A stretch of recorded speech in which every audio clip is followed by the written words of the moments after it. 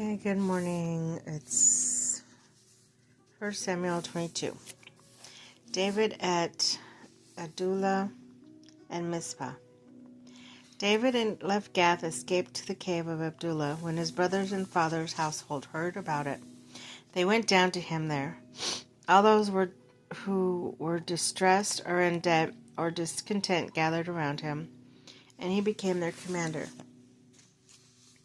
About 400 men were with him. From there David went to Mizpah in Moab, and said to the king of Moab,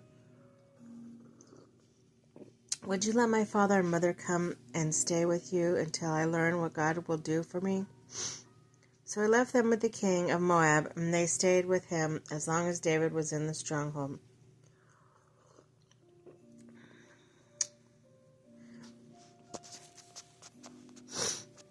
But the prophet Gad said to David, "Do not stay in the stronghold. Go to the land of Judah." So David left and went into the forest of Hereth. Saul kills the priest of Nob. Now Saul heard that David and his men had been discovered, and Saul was seated, spear in hand, under the tamarisk tree on the hill at Gibeah, with his officials standing at his side. He said to them, "Listen, men of Benjamin, will the son of Jesse give all of you fields and vineyards?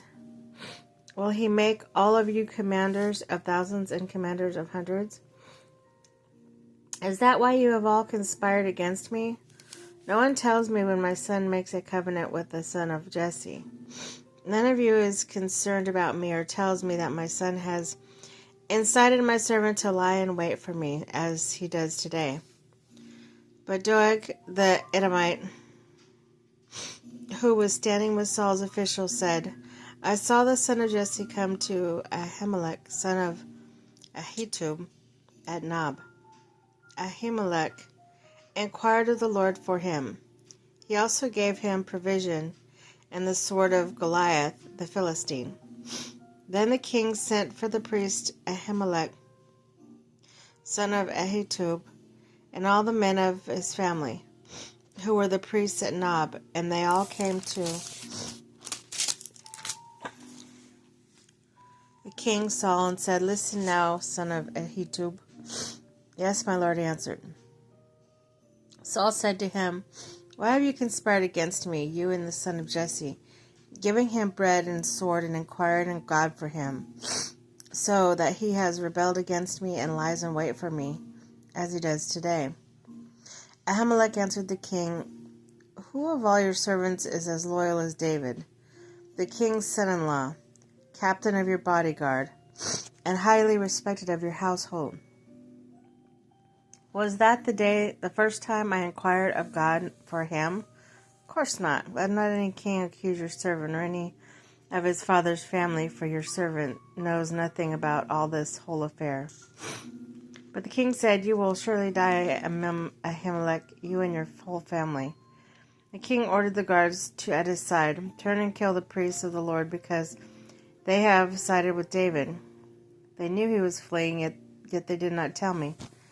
But the king's officials were unwilling to raise a hand to strike the priests of the Lord.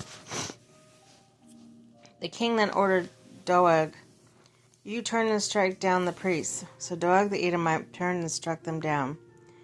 And that day he killed 85 men who wore the linen ephod. Ooh. He's probably going to be in trouble for that. He also put the sword to Nob, the town of priests, with its men and women, its children and infants, and cattle and donkey and sheep.